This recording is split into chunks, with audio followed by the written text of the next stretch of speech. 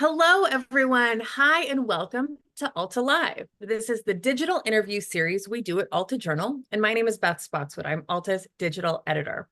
Today, I am so excited to welcome you to a conversation with author Lisa See.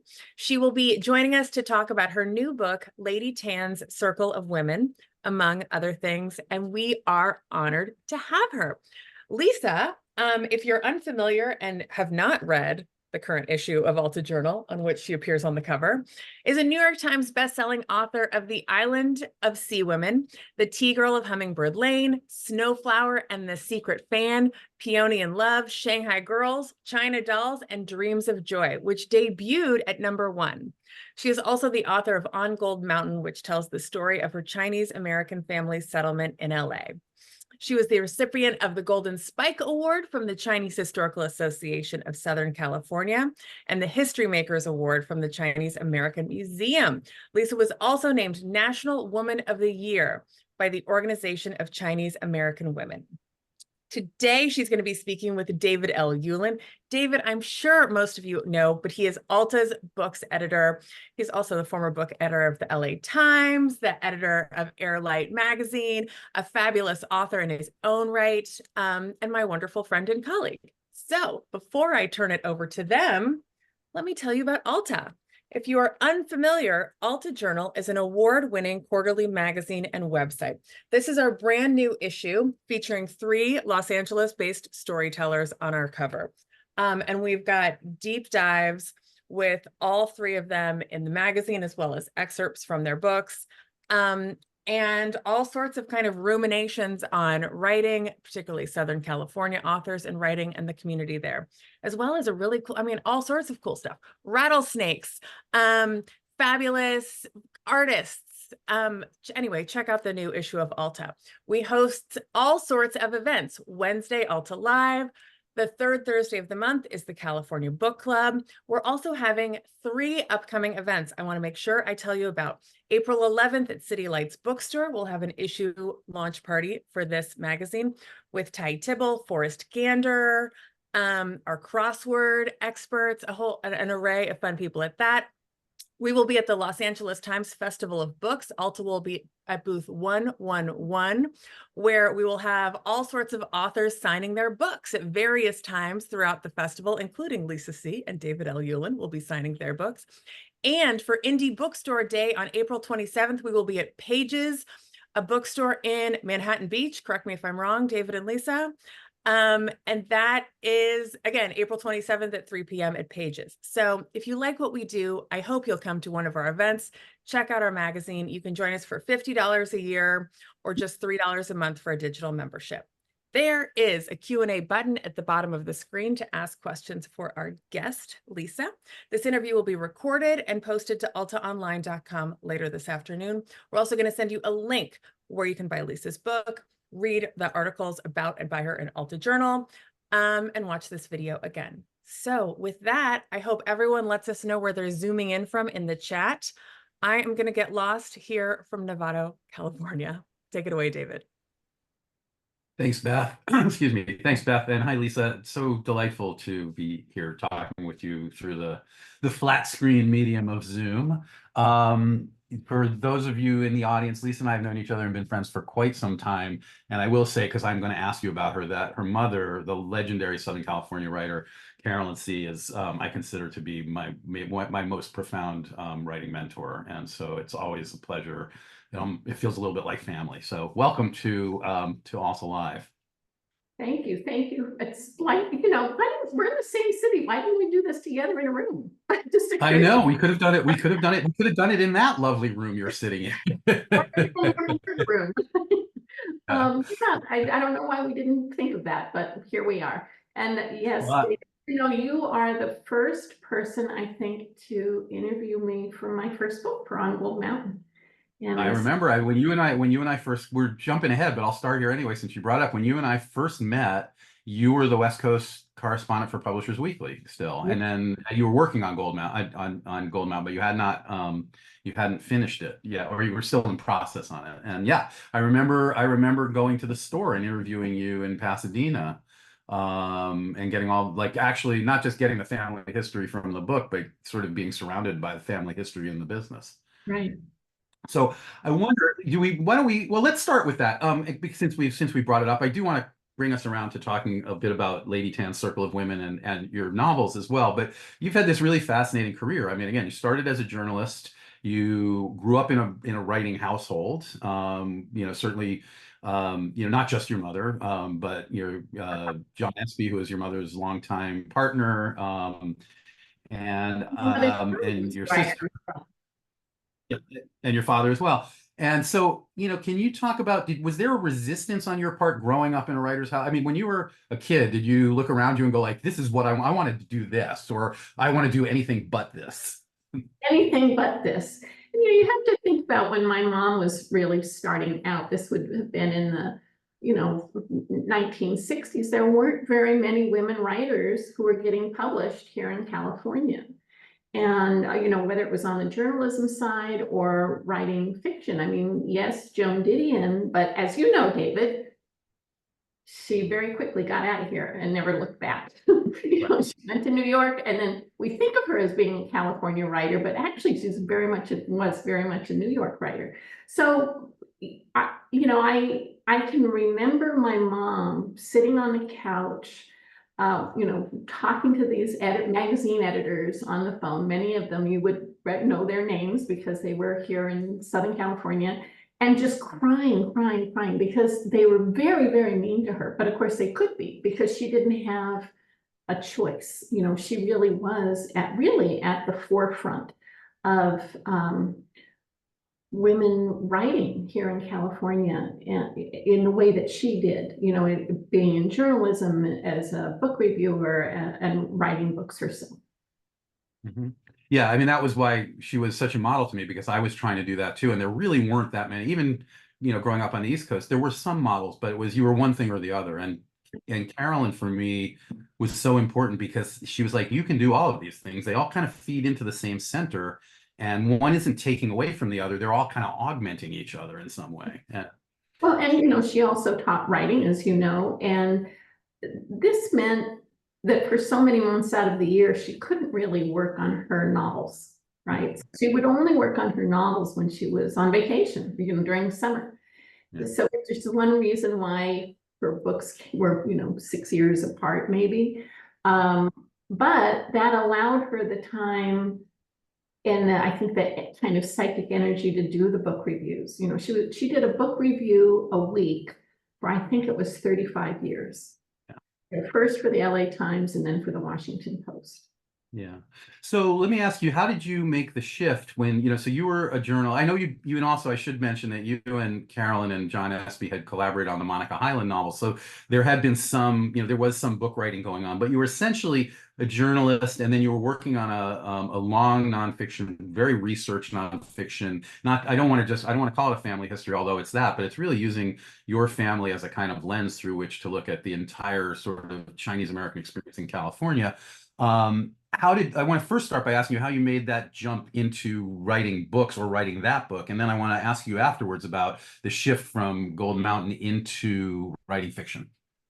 So On Gold Mountain really kind of came about in this weird way. I mean, people had approached my family for 100 years to write a book, a magazine article, even film script, and always my family had this Chinese side of my family had said no. And there was really a combination for that. On the one hand, a lot of shame and embarrassment for what they did, a lot of stuff that was borderline illegal or full on out there illegal. And then the other side was a kind of, arrogance of, why should we participate in your story? And things went on that way, like I said, for about 100 years. And I don't know if you know the writer Ruth Ann Lum-McCunn, but she had contacted me to see, she was doing a book on prominent Chinese American families. She wanted to include my family. I called my great aunt and she said the same thing. No, we don't participate in things like that. And then 2 years later, that book came out on the eve of my great aunt's 80th birthday. And I got this advance copy. We had a big banquet for my great aunt in Chinatown. And the next day, her daughter called and said, my mother thinks she made a mistake. Why don't you come over? She has some stories she wants to tell you. And that's how it started. But I have to say that in the very beginning, I was just thinking, oh, I could write one of those kind of holiday letters, you know, that you see in a holiday card where it's like John played soccer and we went to Italy. But I was just going to try to get all the names and facts and places on one piece of paper and send it to everyone in the family. Clearly, things got out of control. So is that how your writing process, that sense of things getting out of control? I mean, how much do you know going in? When now, I mean, now you've written a number of books, you're writing a series of historical novels, so there's a research component to that, but when you actually get an idea, how do you know, at what point do you know it's something that's going to stick? Is it, or, do you think it's, is it often sort of serendipitous or kind of backdooring your way into a project? Actually, I think about ideas for a very long time before I decide this is the one. With the last book, Island of Sea Women, it was 8 years. With Tigrel of Hummingbird Lane, it was 20 years before I had my way in. So I'd been, I had the idea, I'd been slowly collecting material, but I didn't have my way in. And that, I mean, and then when you hear the way in, it seems so like, well, okay, my husband and I were going, that book is about one-child policy and adoption from China. My husband and I were going to the movies in Santa Monica, and we were just crossing the street, and in the sidewalk, there was this older white couple walking with their adopted teenage Chinese daughter between them, and she had her hair up in a ponytail, and it was swishing back and forth like this, and I had this vision of her as being kind of like a fox spirit in that family. In Chinese tradition, fox spirits can be very naughty. They can be very mischievous. They're always doing things like sneaking into a scholar's study late at night. There he's studying hard for the imperial exams, and then she has sex with him. So, naughty and mischievous, but in their best moments, fox spirits have this ability to bring great love and to create families. And so when I saw that foxtail, in the sidewalk, I mean, in the crosswalk, I just was like, oh, she's like a fox spirit in that family, in the sense that through her presence, she had brought great love and had helped to create a family. And so truly, from one side of the street to the other, I knew what the next book was going to be, and I had my way in.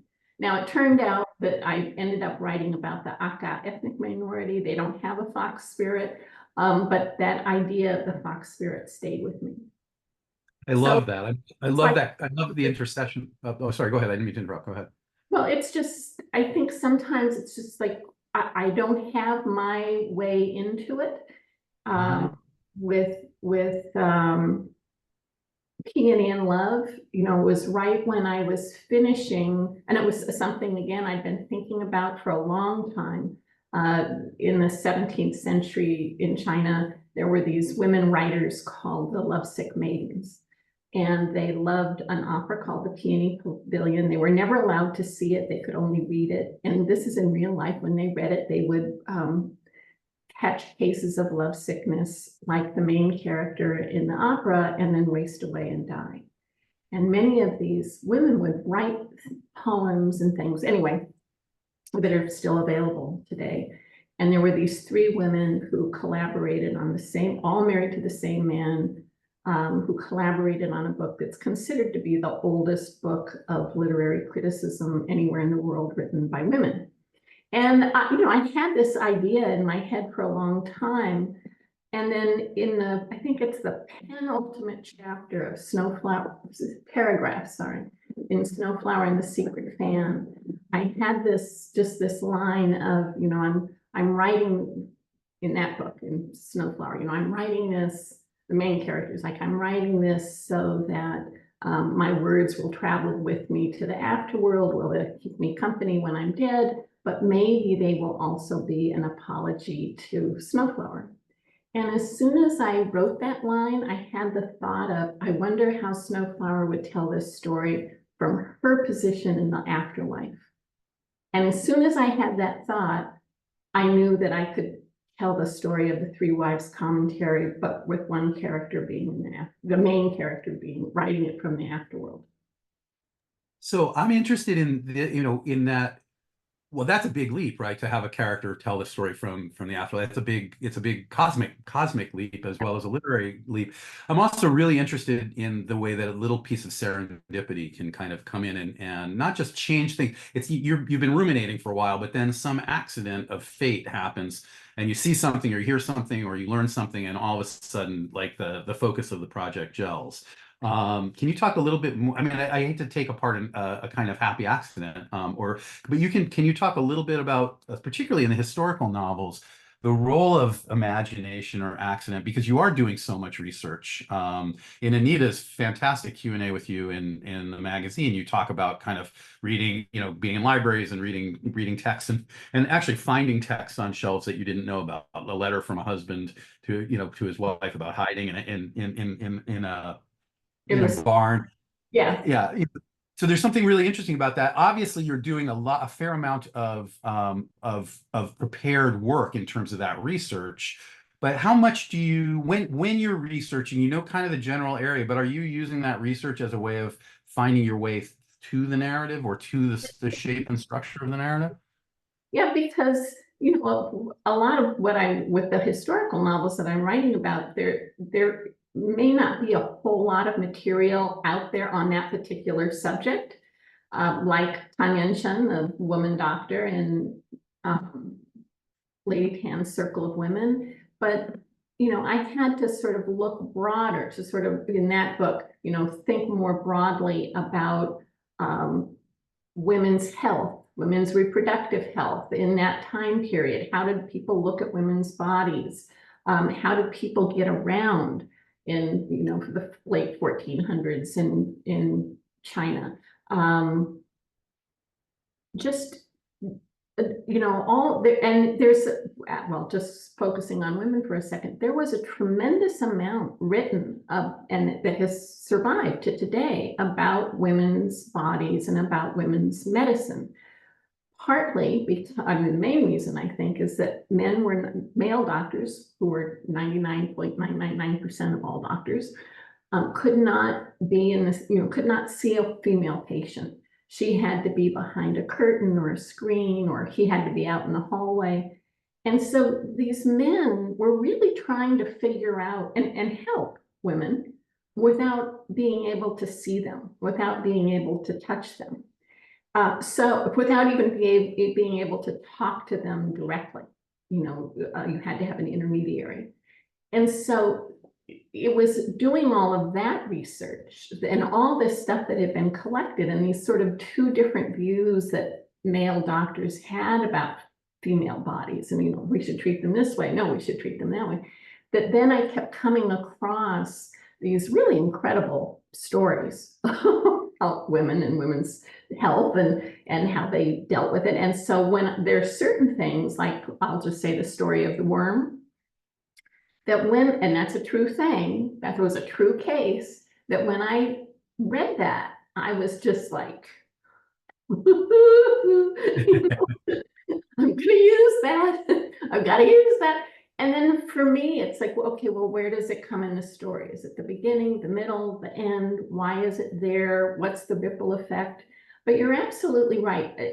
I find these things, when I find if it's appropriate to the time period of the story, I'm not just looking randomly for things, but it has to fit into the story that helps to round out the story. Those become like signposts along the way that I can insert that help build out that world that I might not have enough if I'm just narrowing in on the subject like Tanya Chen, but if I look a little broader, there was a lot of material out there.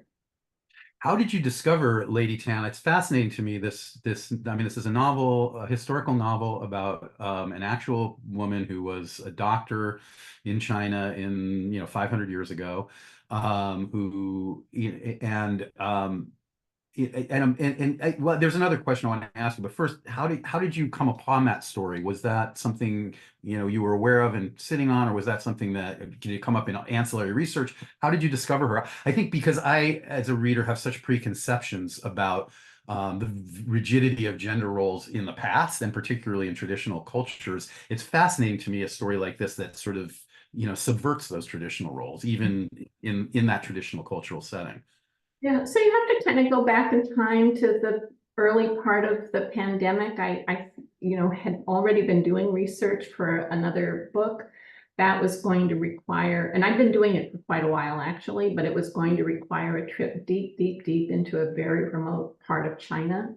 No way to do that in 2020, 2021, 2022. I mean, the big quarantines only ended about a little more than a year ago.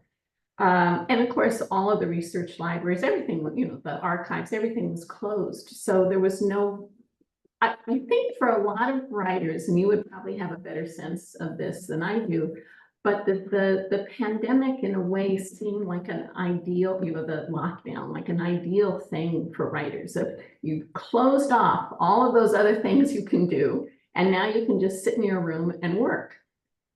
But I couldn't, because I couldn't get to the material that I needed. And I was totally at loose ends. I mean, I don't do all the other things that other writers do. I very rarely review a book. I mean, I just haven't done all that other stuff. So I don't mean to sound melodramatic, but there was and of course, back then we didn't know when it was going to end. There was no vaccine on the horizon. And there was a part of me that really felt like, well, my life is over. I mean, I really moped around here. Like, there are only so many closets you can clean out, I mean, I just really had nothing to do that was important to me. And then it wasn't until October of that year. So a lot of months had gone by from March to October. It's a lot of closets. What'd you say? It's a lot of closets. Oh, yeah, I don't have that many closets. That's what I mean. I was really like, I didn't handle it well, I just have to say. But I was walking by here, and you can only see one bay, but there are 3 of them, of some of my research books. And I probably walk by here 10 times a day, but one of the spine of one of them just jumped out at me. And I really don't know why. Gray jacket with slightly darker gray lettering, but it was like the thing flew off the shelf and into my hands. Reproducing Women, Pregnancy and Childbirth in the Ming Dynasty. And I opened it up, and, not only had I never read this book, I had had it on my shelf for 10 years and had never even opened it. I could tell because it cracked. But I thought to myself, well, here we are in the middle of a pandemic. My life is over. I might as well start reading it now. And so I sat down right there. I got to page 19, and there was a mention of Tanmention. And I came over here. I thought, oh, it's kind of interesting. I want to look her up. And I discovered that her book was, 500 years later, still available, not only in Chinese, but also in English. And as you know, I'm a huge supporter of independent bookstores, but on that day I may have ordered from 24 hours later. So instead of thinking about this for, 5, 10, 15, 20 years, it was all of 26 hours. But I do feel like there was some serendipity to what happened. I mean, was it luck? Was it destiny? Was it fate? Was it dumb luck? Was it bad luck? I don't know, but I do think you're right that there are things that kind of fall into our laps, or come through your vision at a moment when you need them. And I think the pandemic, in a weird way for writers, the lockdown part of the pandemic, once we, as you say, we didn't know when it was going to end, but once we kind of settled into the routine of it, like everything, there's a routine. Once we got past like March and early April, felt like a reset in a certain sense, because maybe you couldn't do the book you were working on at the time for a variety of reasons: access to research materials, need to travel, etc. And so a lot of people I know did things that they or fell into projects that they wouldn't have otherwise, or completed projects maybe that they hadn't, that had been kind of left hanging, because there was, it was, I can't do this, so I'm going to do that. And I thought, for me, that was a really, I hesitate to praise that period at all, but that was a really kind of if there was a silver lining at all, that was a silver lining, I think.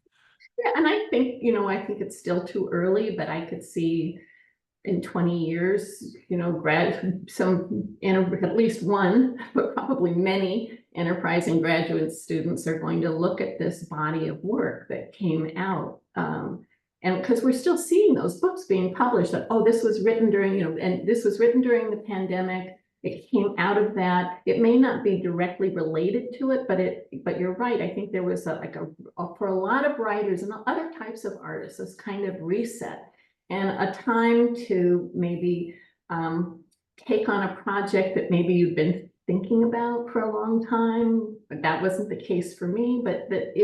And I will say for me, I had to completely rethink how I did research. Yeah. Because China was still closed. All the research, the libraries at UCLA still closed.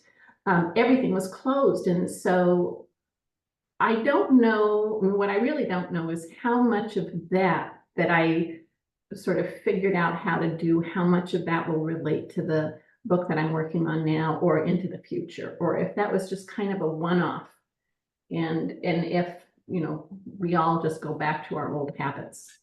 Right. I wonder about that too. I want to ask a couple questions. We're close on time. We still have a little bit. I wanted to ask, one of the things that I find remarkable and exciting about your historical novels is that you are always excavating the lives of women and the culture of women. And I wanted to ask you about that as a kind of as a focus and as an intention. I think it's a necessary one. And it's something that, to me, your historical novels are very diverse in the sense that some of them take place in the 20th century, some of them take place, well before the 20th century. The book that you're working on now involves in part the 1871 Chinese massacre in Los Angeles, which was essentially erased from history for almost 150 years, except for very small subcategories. So I'm curious about the kind of the role or impact of women or women's lives in these books as a kind of unifying element that across all of these generations and time periods. Mm-hmm. There are like 30 different ways to answer that, but I'm just going to start with sort of thinking about that front line of history, and that's how we tend to learn history. It's the wars, the dates, the presidents, the generals, the prime ministers, but you can even see that today in what's happening in the world. We see it out here, but if you take one step back, who's there? It's women, it's children, it's families, and they're there every step of the way, but we don't tell those stories. And the other thing, 50% of the population, women, and it's still, a pretty recent phenomenon that women have been writing about women and having them stick, right? So you have, Tanya Shan in 1511, you have Hildegard von Bingen in the 1200s. Then, you go a long time before you start to get to the Bronte sisters and Jane Austen and George Eliot, Edith Wharton, and it's really not until about 100 years ago with Virginia Woolf that you start to see women writing and it staying in print.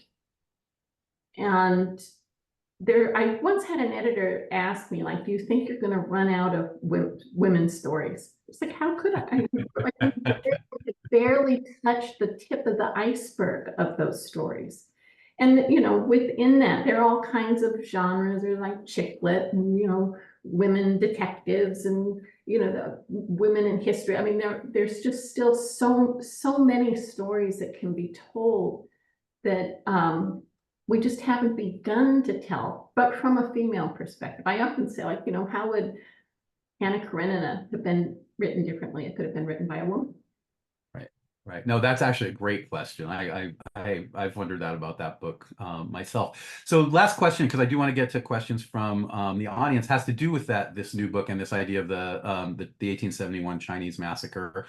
Los Angeles is finally 150 plus years later, making big plans to commemorate that as a historical tragedy, a historical event. There is a monument, memorial is being built. As we said, it was essentially erased from public history for over a century. What about that? What can you talk a little bit about your decision to write about it, and if you want to, if you are willing to talk about a work in progress? Sometimes people do. Actually, what's funny about it is that there was a fair amount that was out there about it. I mean, I had a little bit about it in On Gold Mountain, but I think that it's somehow a story that didn't really ever gain traction. And full disclosure, I was on the steering committee for the memorial. I'm on the now new board for the foundation to support the memorial. But that also meant that I was learning a lot more about what happened during that time, more than what I had known in the past. And I think with the last few years of the rise in anti-Asian hate crimes and just the general state of our country in general in terms of stories about race and racism, it felt very important to me. But I do write about women, and so obviously all the men who are the big players are in the story, but there were only 34 Chinese women here in 1870. There were only And 5,000 people in the whole city, right? The population of the city was something around 5,000. 5,000 total in the city, 176 Chinese, of which 34 are women, half of them married to merchants, half of them prostitutes, and who've been bought and sold into prostitution. And so I decided to tell this story from the perspective of three real women who lived through that time. The wife of the Chinese doctor, he was the first person killed.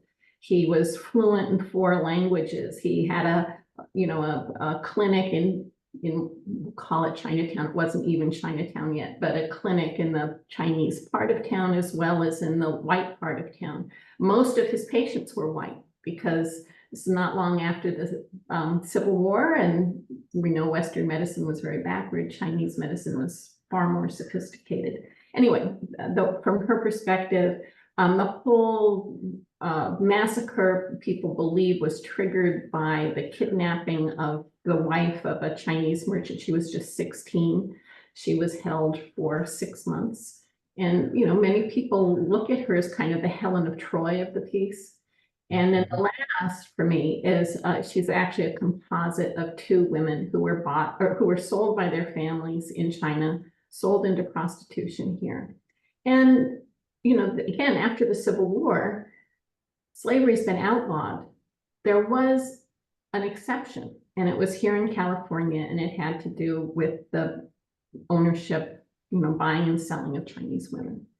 And so to tell this story from the perspective of these 3 women who, again, they're not the ones being hung, they're not the ones being stabbed and shot, but they're there in it and they're part of the story. And so it's just a different approach to how to tell the story. Jean Chen Ho, who I'm sure you know, she's also working on a book I think will come out next year or maybe later this year. And she's just taking we've talked about it, and she's taking this very different approach of telling it from the perspective of the different ghosts. And I don't know if she's writing it all about women, but I think it's mostly from the men who were killed. So there's a lot of story there. And when she and I have talked about it, she said, well, because I said to her, if you don't want me to do this, I won't. And she's, other people write lots of books on the subject. Why can't the 2 of us also write about the same thing? Yeah, I think she's right. I think it's just part of the conversation, right? Yeah, and it makes it a conversation, and it gives a different perspective, and it gives a bigger, maybe a more 3-dimensional picture of what happened in that time. Mm-hmm. I'm going to bring Beth back, and we'll see what we have in the way of questions from the audience. This has been wonderful, Lisa. Thank you so much. Beth? So wonderful. And that book sounds fascinating. Will you ever run out of stories about women? No. All right. Dina asks, Lisa, what was your favorite book to research, favorite place to visit, and favorite person to interview as you've done research for all of your books? I hope I remember all 3. Favorite person to interview was Yang Wenqing. She was, at the time, the oldest living Nushu writer. This is the women's secret language. And when I interviewed her, I think she was 90, she was either 93 or 96. a bound-footed woman.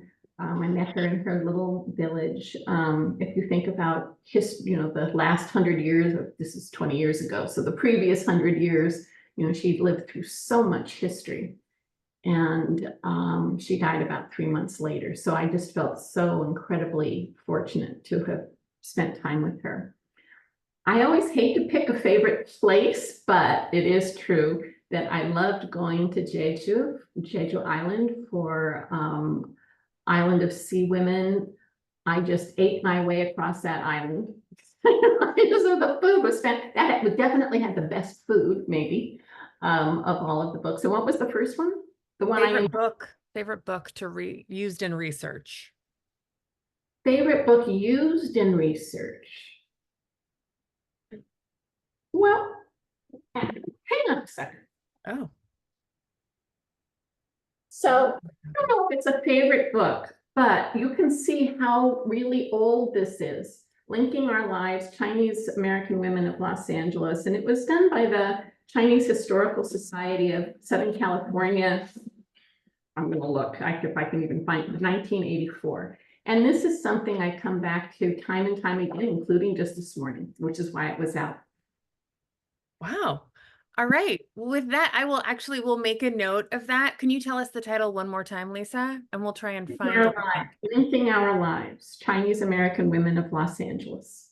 Okay, we will try and find a link and include that in your email this afternoon, folks. So we will, with that, David L. Ulin, Lisa C., thank you both so much for this fascinating and fun interview. It was especially fun to hear about your connections and how long you two have known each other. That was a sweet way to start the show. So thank you both. Thank you. Thanks, Beth. Thanks, Lisa. That was really fun. Thank you. Folks, before you bounce, join us next week. We're going to talk to Dr.